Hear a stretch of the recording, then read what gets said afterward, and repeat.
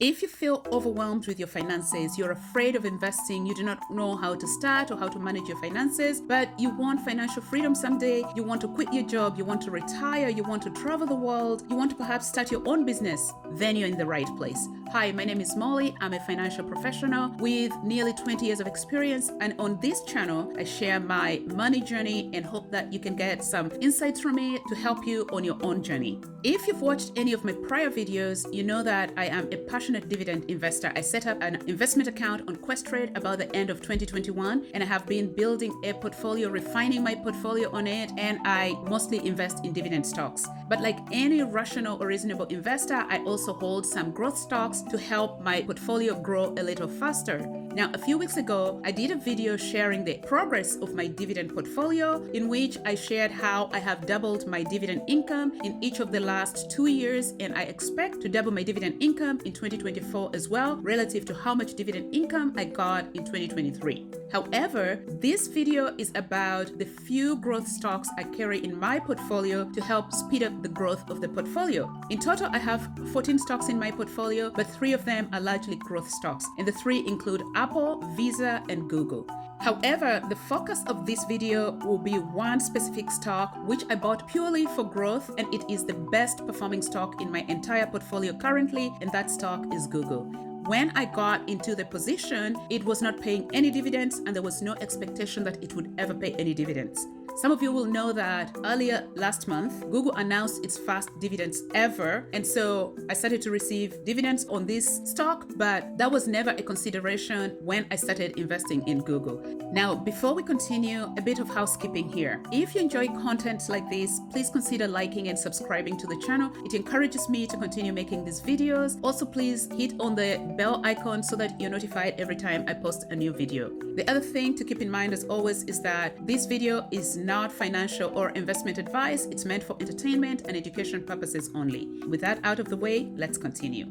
Now, before we specifically look at Google, in the past, I have done a full video on how I select or pick my stocks. At a minimum, I consider the following 3 items. I invest in companies that I understand, ideally companies whose products I use, like Coca-Cola, Procter & Gamble, Johnson & Johnson, of course, Google, Apple, the banks like TD Canada Trust, those whose services I use. So that's number 1. Number 2, I invest in companies with a strong competitive advantage, companies in a sector or industry that are hard to break into. So obviously Google will come to mind. Google is a king of online advertising. And so while other platforms exist, Google racks in more revenue from online than any other platform. The third thing I consider are the fundamentals of the company, the financial health of the company. Is it a profitable company? Is it got growth? Is it expanding? Has it got assets? Is it got liquidity? So these are the bare minimum 3 considerations I take into account before I look further into a company and invest in it.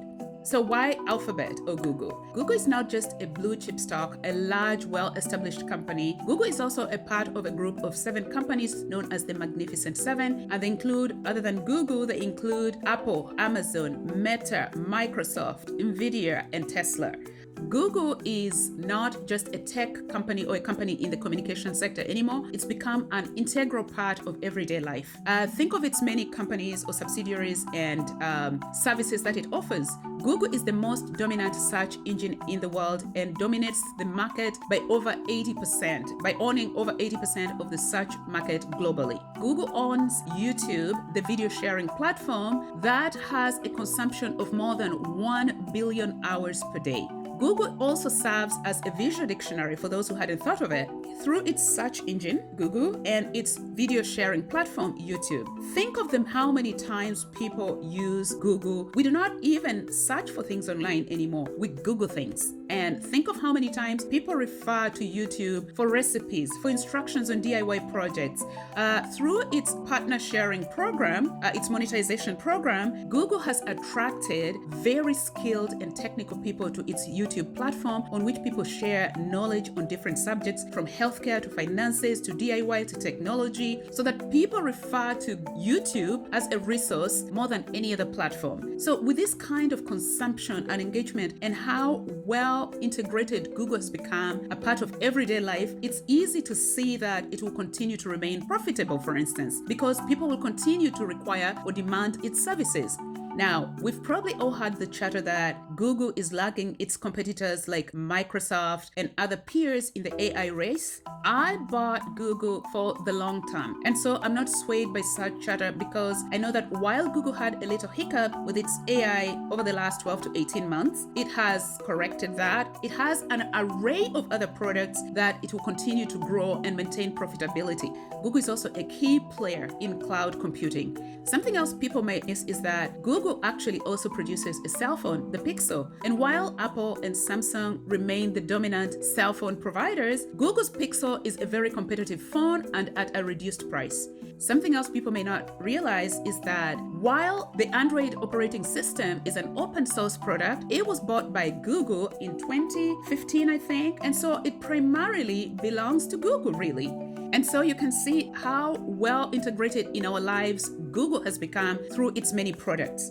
Now, in terms of its financial health, in quarter one of 2024, Alphabet Inc., the parent company of Google, reported a revenue of over $80 billion in quarter one, and that's a 15% increase over the same quarter in 2023. It also reported a net income of over $24 billion. Compare that to the $15 billion it reported in the same quarter in 2023.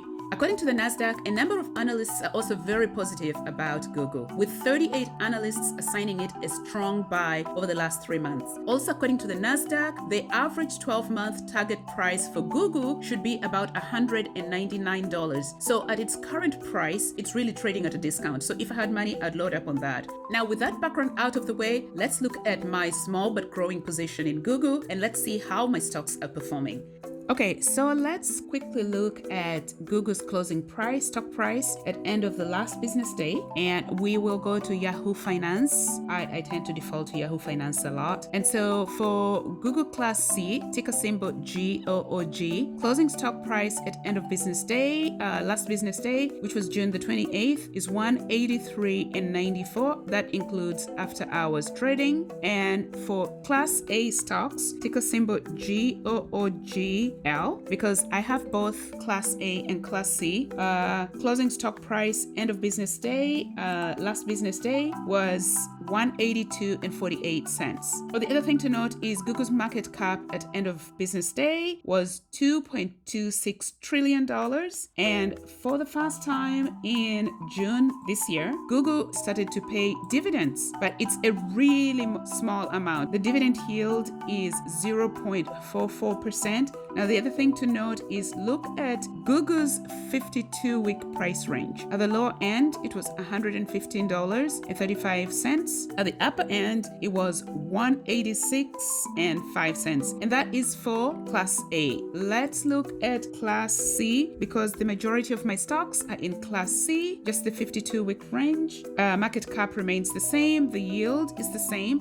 But you can see here the 52-week range is $115.83 and the upper end was $187.50. Now, let's look at my purchase activities of the stocks. I say stocks because there's Class A and Class C. So I downloaded this summary from my Quest Trade brokerage account, and you'll see here column A is basically the transaction dates for either dividend payments or purchase of stocks because those are the only two actions. Actions here show dividends or buys. I've never sold any stocks. I have no plans of selling any soon. Then the symbols are basically the codes by which the stocks trade on the stock exchange on the NASDAQ, right? They're called tickers technically. And the description, I have both Class C, you'll see here Alphabet Inc. Class C capital stock and Class A, and you can see the ticker symbol GOOGL is Class A and GOOG is Class C. Quantity of stocks, my first purchase was just for 5 stocks, then 3, then 2. I'll stop here to make a point. You see how I pick stocks every time I can afford? Oftentimes, I'm redeploying dividends from maybe others, other stocks, but dollar cost averaging or buying at different times allows you to take advantage of different pricing. You'll notice that the first 5 stocks I bought were at 96, then I picked up 3 at about 95, then I picked up 2, perhaps I received a dividend here, and I saw Google at $91 and I picked those up. But you'll notice that as time goes on, the stock prices keep on increasing. I picked up the 27 at 133, but the last three I picked at 137. There must have been a dip there, and so on and so forth. So column F is just price per share. This is gross amount. That's just the net amount for the purchase. Now on Questrade, while purchase of ETFs is totally free, when you buy individual stocks, you pay 1 cent for every stock. So if I bought 495 stocks, so it's just the minimum payment, regardless of how many stocks you buy. But these are my commission costs. Then there is net total amount, including both cost of stocks plus commission. If you've watched some of my earlier videos, you'll know that I love Questrade in part because I can buy and hold stocks both in US dollars and Canadian dollars. Now, Google trades on the NASDAQ in the US, so it's in US dollars. And activity types are either dividends or trades. Trades are either buying or selling. Something else to note is that I have 3 different accounts on Questrade. I have an RRSP account. So the RRSP is equivalent to the 401k for our friends in the US. And I also have a TFSA, and the TFSA is equivalent to the Roth IRA. Plus, I have a margin account, which is a taxable account. I have fewer stocks in my RRSP because my RRSP room is maxed out, so I need to wait until next year. Otherwise, it would be the best account in which to hold US dollar stocks because then I don't have to pay any withholding tax on dividends. But that doesn't faze me from buying US stocks because I'm happy to pay the 15% withholding tax for stocks like these that are growing rapidly. Otherwise, I'd miss out on the great gains. Now let's look at the current status of the stocks. So this is the summary of the performance of my Google stocks currently. In total, I have 92 stocks. Rookie numbers, I need to pump those up. I have 23 in my RRSP account, that's Class C, and I bought those at an average price of $122.25. Market price, end of day, last business day, was $183.60. So total market value of the 23 is $4,222.80, and that's up $1,400.11. Book value was $2,811.69. So I'm up just over 50% from $2,811 to $4,222. In my TFSA account, which is equivalent to the Roth, I have both Class C and Class A. So first, Class C, I have 44 stocks. Average price is $137.80. So I bought those a little later, obviously. Market price per share is $183.60. So market value of this position of the 44 is $8,078.40.